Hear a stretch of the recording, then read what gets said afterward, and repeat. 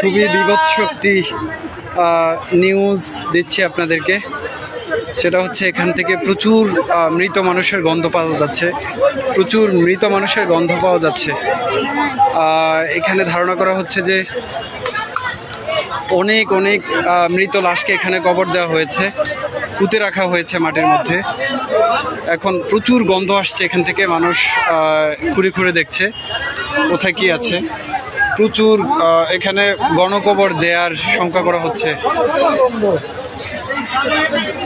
প্রচুর প্রচুর অনেক গন্ধ বেরোচ্ছে এখান থেকে। এই জায়গাটি হচ্ছে গণভবনের ভেতরের সামনের সাইড। অনেক মানুষকে এখানে পুঁতে রাখার আলামত পাওয়া যাচ্ছে, আমি আপনাদেরকে একটু দেখাচ্ছি। এখানে যে নতুন চিহ্ন দেখা যাচ্ছে, চিহ্ন দেখা যাচ্ছে যে এখানে গণকবরের চিহ্ন পাওয়া যাচ্ছে গণভবনের ভেতরে। প্রচুর মরা লাশের গন্ধ বেরোচ্ছে এখান থেকে। এখানে উৎসুক মানুষ দেখতে পাচ্ছে।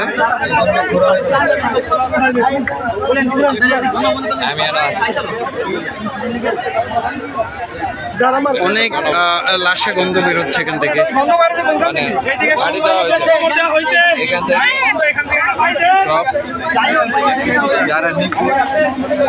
এখানে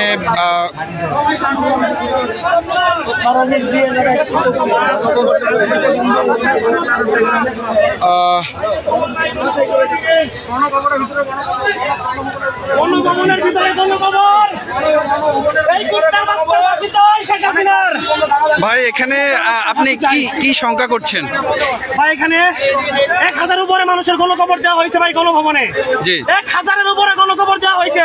এই স্বৈরাচারী সরকার আমাদের ছাত্রদের গণকবর দিচ্ছে, সাধারণ মানুষের গণকবর দিচ্ছে।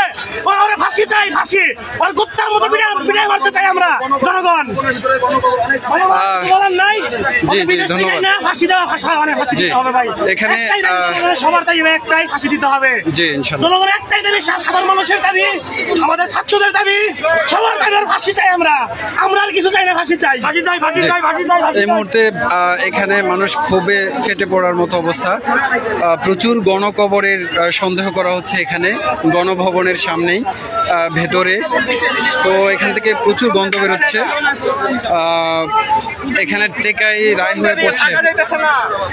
এখানে চিহ্ন দেখা যাচ্ছে, অনেক নতুন কবরের চিহ্ন পুঁতে রাখা হয়েছে, পুঁতে রাখার চিহ্ন দেখা যাচ্ছে গণভবনের ভেতরে।